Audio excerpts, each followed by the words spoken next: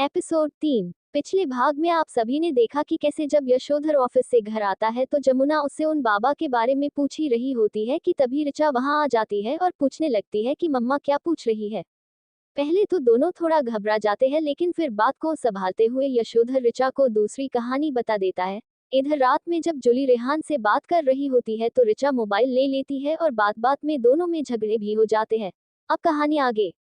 अगली सुबह चूंकि जमुना और यशोधर को आज ही नरगीगढ़ गांव जाने के लिए निकलना था, इसी वजह से वो थोड़ा परेशान परेशान से लग रहे थे। तभी जमुना बोली, जी हमने खुद को तो उस गांव वापस जाने के लिए तैयार कर लिया है, पर हम ऋचा और जूली से क्या कहेंगे, उसे क्या बोल वहां लेकर जाए, कुछ समझ ही नहीं आ रहा है। आप जाकर दोनों बहनों से बोल दीजिए कि हम एक ट्रिप पर जा रहे हैं, ऑफिस के काम के सिलसिले में, इसीलिए हम अपने साथ सभी को लेकर चल रहे हैं, थोड़ा घूमना फिरना हो जाएगा। ये जानकर दोनों बहुत खुश हो जाएंगी। पर वहां जाकर तो उन दोनों को सच्चाई पता लग ही जाएगी, तो क्यों ना हम ऋचा को यही सारी बात बता दें। नहीं ऋचा की माँ, क्योंकि हम नहीं चाहते हैं कि हम अपनी बच्ची के चेहरे पर से मुस्कुराहट छीन ले। वहां जाकर उसे पता चलेगा, पर तब तक तो हमारी बच्ची खुश रहेगी। ये सारी बात जानकर उसके दिमाग पर वैसे ही दबाव बढ़ जाएगा और हो सकता है ना कि हमें उन्हें कुछ भी बताने की जरूरत ही नहीं पड़े। आपको तो अपने बाबा पर बहुत विश्वास है ना, तो निकालेंगे अब वही कोई रास्ता। विश्वास तो है, पर ऋचा के लिए सोचती हूँ तो बहुत डर जाती हूँ जी। ये सारी बातें वो दोनों अपने कमरे में कर रहे थे और साथ ही पैकिंग भी। जब जमुना का पैकिंग हो गया तो वो कमरे से निकल ऋचा और जूली के कमरे में आ गई, जहां दोनों बहनें बहुत ही चैन की नींद सो रही थी। उन्हें इतने आराम से सोते देख जमुना मन ही मन दुखी होते हुए बोली, पता नहीं आज उस गांव जाने के बाद से मेरी बच्ची के लाइफ में क्या सब बदलाव होने वाले हैं। कितने मासूम सी बच्ची है। काश कि ये मैं कोख से जन्म लेती तो शायद आज इसके साथ ये सब ना हो रहा होता जो हो रहा है। भले ही तुमने मेरे कोख से जन्म ना लिया हो, पर तू हमेशा हमारी लाडली रहेगी बेटा। जमुना ये सब सोच ही रही होती है कि तभी ऋचा करवट लेने के लिए जैसे ही पलटती है, सामने जमुना को खड़ी देख आंखें मलते हुए बोलती है, गुड मॉर्निंग मम्मा, लगता है आज फिर हम दोनों लेट तक सो गए, इसीलिए आप आए हैं जगाने के लिए, पर प्लीज कुछ देर और सोने दीजिए ना। ऋचा की बात सुन मुस्कुराते हुए जमुना बोली, बेटा ऋचा अभी सुबह के 5 ही बज रहे हैं, लेकिन मैं तुम दोनों को उठाने आई हूँ। आज पापा हम सभी को लेकर घूमने जा रहे हैं। घूमने की बात सुनते ही ना सिर्फ ऋचा बेड पर उठ के बैठ गई, बल्कि जूली भी हड़बड़ाते हुए उठ गई और चाहते हुए पूछी, सच्ची मम्मा हम सब घूमने जा रहे हैं, पर कहाँ? हाँ, पर वो तुम दोनों को मैं अभी नहीं बताने वाली हूँ, पापा ने बताने के लिए मना किए हुए हैं। तो तुम दोनों जल्दी से उठकर पैकिंग कर लो, हमें 7 बजे तक निकलना है। जी मम्मा, मैं बस 5 मिनट में सारा काम कर लूंगी और फिर रेडी हो जाऊंगी। जूली हम लोग घूमने जाएंगे, खूब मस्ती करेंगे। हाँ देदू, मुझे तो विश्वास ही नहीं हो रहा है कि पापा हम सभी को लेकर जा रहे हैं। ये ट्रिप फैमिली ट्रिप होगी, खूब एंजॉय करेंगे। तभी जमुना दोनों के गाल पर प्यार से हाथ फेरते हुए कहती है, अब पहले तुम दोनों तैयार तो हो जाओ, फिर मस्ती करना, पहले उठ तो जाओ। इस पर ऋचा बेड से उतर जमुना के गले से लग बोली, हाँ मम्मा आप बिल्कुल टेंशन मत लो, मैं और जूली 7 बजे तक तैयार हो जाएंगे, आप अभी तक हमारी तेजी देखी कहाँ है। इधर रेहान अपने घर में सोए हुए था। तभी उसकी माँ नयनतारा उसके कमरे में कॉफी बना ट्रे में लेकर आते हुए बोली, बेटा रेहान उठ जाओ, देखो सुबह के 7 बज गए हैं और सूरज सर पर चढ़ चुका है। तुझे प्रोजेक्ट के काम के लिए बाहर भी जाना है ना, उठ जा। रेहान अंगड़ाई लेते हुए अपनी मॉम से बोलता है, मॉम बस 5 मिनट सोने दो ना, रात काफी लेट से सोया था इसीलिए नींद आ रही है। 9 बजे निकलना है ना, तब तक उठ जाऊंगा। नहीं रेहान चलो जल्दी से उठो, मुझे पता है तेरी ये 5 मिनट कभी भी खत्म नहीं होती है। तू जब स्कूल भी जाता था तो भी सोने के लिए यही 5 मिनट बोला करता था और 5 मिनट की जगह पूरे 1 घंटे तक सो जाता था। अब तुम बड़े हो गए हो, इसीलिए तुम्हें टाइम पर जगना पड़ेगा। कब तक मैं तुम्हें इसीलिए जबरदस्ती जगाया करूंगी? कल को मान लो मैं तुम्हारे साथ रहूं ही ना, तो फिर कौन जगाएगा तुम्हें? नयनतारा बातों बातों में जो बोली उससे रेहान को बहुत गुस्सा आ गया और वो बेड पर उठकर बैठते हुए बोला, मैंने आपको कितनी बार बोला है मॉम कि मुझे ये सब बातें बिल्कुल भी पसंद नहीं है, लेकिन आप बार बार मेरे सामने ऐसी बात करती है। मुझे आपसे कोई बात ही नहीं करनी है, जाइए। रेहान को गुस्से में देख नयनतारा उसके सर पर हाथ फेरते हुए बोली, देख बेटा, तुझे भले ही मेरी इस बातों से गुस्सा आता है, पर सच्चाई तो यही है ना कि एक ना एक दिन हम सभी को जाना ही होता है, और हम हमेशा एक दूसरे के साथ तो नहीं रह सकते हैं।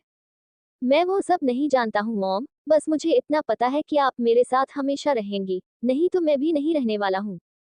अच्छा बेटा, मुझे माफ कर दो, मैंने तुम्हारा सुबह सुबह दिल दुखाया। अब ये सब छोड़ो और जल्दी से ये कॉफी पीकर फ्रेश हो जाओ। तब तक मैं नाश्ता रेडी कर देती हूँ, खा के निकल जाना अपने प्रोजेक्ट के लिए, नहीं तो तू जानता ही है कि तुम्हारे पापा कितना गुस्सा करेंगे तुम पर, फिर से वो तुम्हें 4 बातें सुना देंगे और तुम्हारा मूड खराब हो जाएगा। पापा को और काम क्या है, बस हर वक्त मेरे पीछे पड़े रहते हैं। उन्हें बस इतना ही करना आता है कि कब मुझे सुना दे। मुझे वैसे भी अब उनके बातों का कोई फर्क नहीं पड़ता है। मेरे लिए आप सबसे ज्यादा इम्पोर्टेंट हो और बस मुझे आपसे ही मतलब है। रेहान बेटा, तुम कब बड़े होगे? वो तुम्हारे पापा है और अपने पापा के बारे में कोई ऐसे बोलता है भला?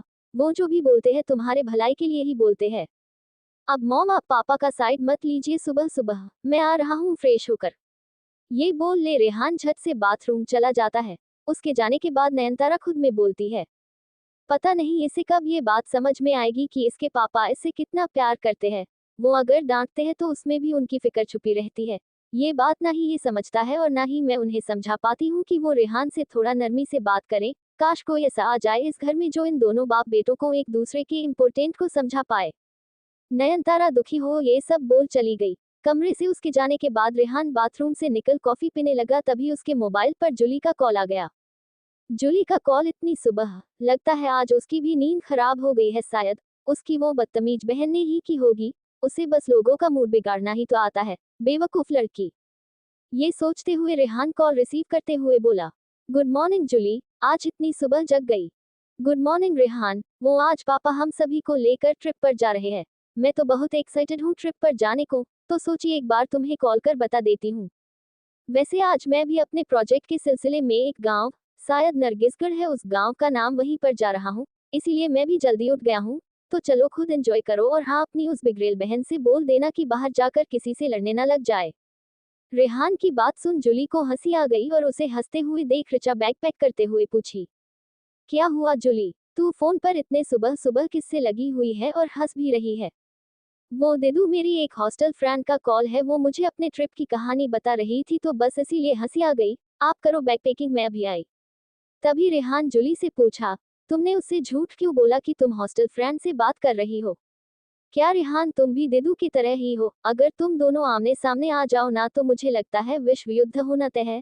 अगर मैं देदू को अभी बताती ना कि मैं तुमसे बात कर रही हूँ तो पक्का वो कुछ बोल ही देती जिसे सुन तुम्हारा मूड भी खराब हो जाता। और आज तुम्हें अपना मूड खराब नहीं ना करना है। तुम्हारे प्रोजेक्ट के लिए all the best. Thanks Julie, वैसे अब मैं कॉल रखता हूँ, मेरी अभी पैकिंग भी नहीं हुई है, मुझे वो भी करना है। तुम फिर एंजॉय करो, मैं भी गांव पहुंचकर कॉल करूंगा तुम्हें। Good bye, take care. Bye Rehan. वैसे हाँ, मुझे जैसे ही पता चलेगा कि हम कहाँ जा रहे हैं मैं तुम्हें मैसेज कर दूंगी। मेरा मन तो उसी गांव में जाने का है जहां पर तुम जा रहे हो, पर ये संभव नहीं है। जूली, तुम कब से मोबाइल पर लगी हुई हो, प्लीज फोन रखो और चलो जल्दी से, मम्मा कितनी बार आवाज दे चुकी है। तुमने तो अपना पैकिंग भी नहीं किया, सारा पैकिंग मैंने ही की है और तुम अब भी फोन पर ही लगी हुई हो। ठीक है, कॉल रखती हूँ अभी, अब मुझे निकलना है। ये धीरे से बोल जूली कॉल रखते हुए ऋचा से कहती है, क्या है देदू, मैं आ ही रही थी। वो इतने दिनों के बाद कॉल की थी तो मैं कैसे उसे बोल देती कि मुझे इस वक्त बात नहीं करना है, मेरे पास टाइम नहीं है। अच्छा, अब तो हो गई तुम्हारी बात कंप्लीट, तो चले बाहर। हाँ हाँ चलो ना, मैं कहाँ रोक रही हूँ। ऋचा और जूली दोनों अपने कमरे से बाहर आ जाती है और हॉल में आकर ट्राली को खड़ा कर बोलती है, मम्मा हम दोनों तैयार हो गए हैं, चलिए जल्दी।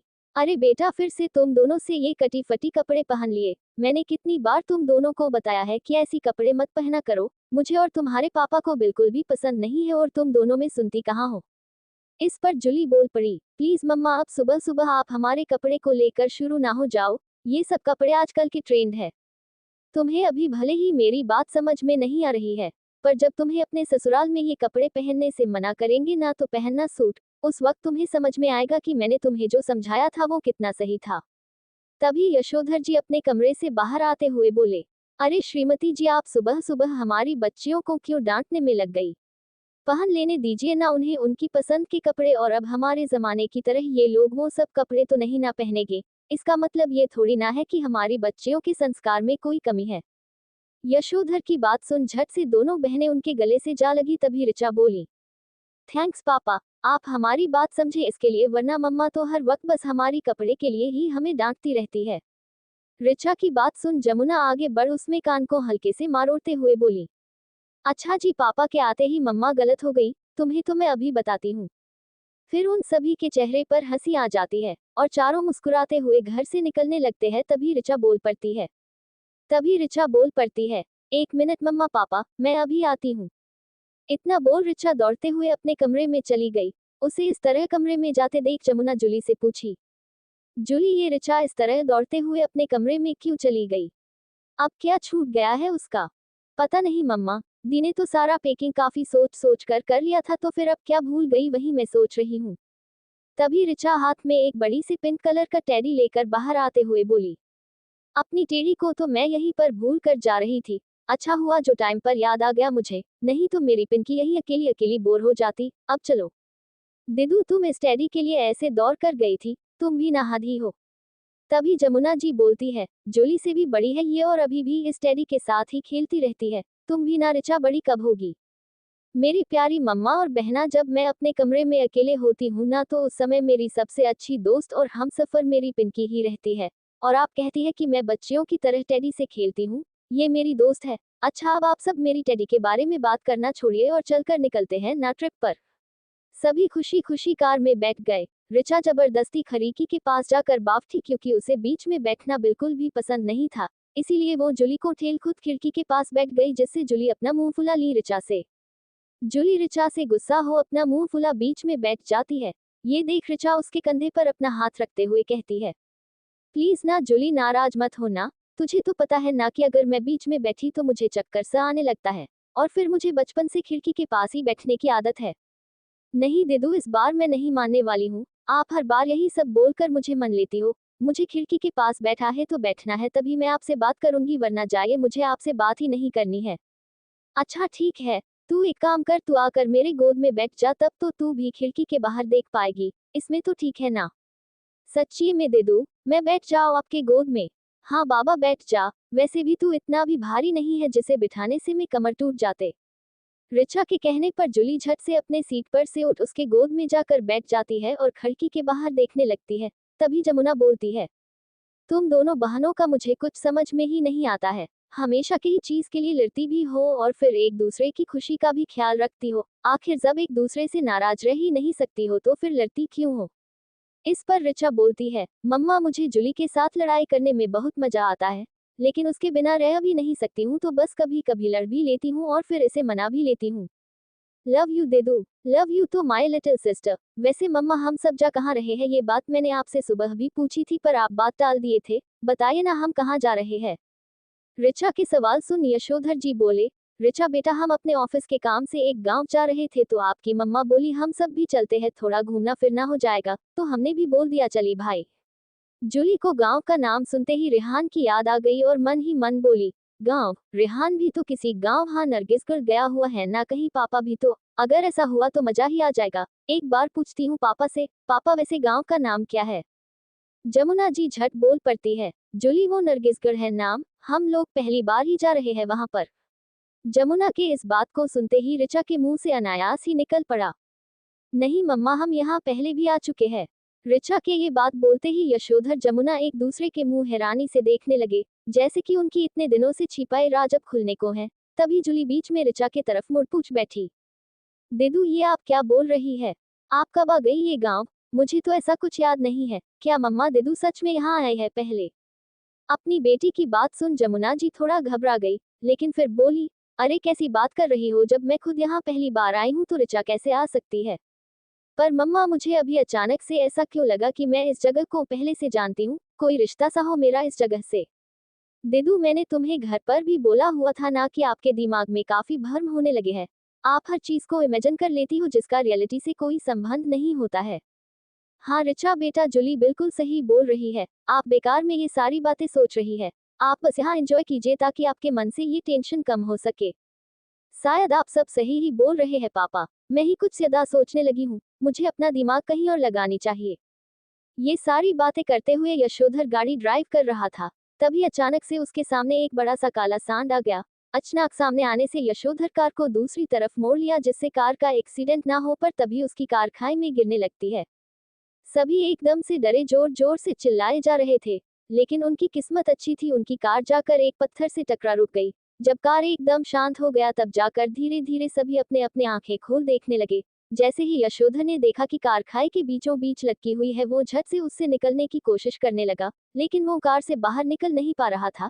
तभी अचानक बाहर से किसी से कार की डिक्की खोल जल्दी से यशोधर का हाथ पकड़ उसे बाहर निकालने लगा। जैसे ही यशोधर कार से बाहर निकला, झट से दौड़कर पीछे का दरवाजा खोल अपने सारे परिवार को एक एक कर निकाल लिया। उसके बाद वो कार कुछ ही मिनटों में नीचे खाई में गिर गई और एक बड़ा विस्फोट हो गया, जिसे देखकर सभी बहुत डर गए। जमुना जी अपनी बेटियों से पूछी, बेटा तुम दोनों ठीक हो ना? तुम्हें कहीं चोट तो नहीं लगी? और ऋचा के पापा ठीक है ना?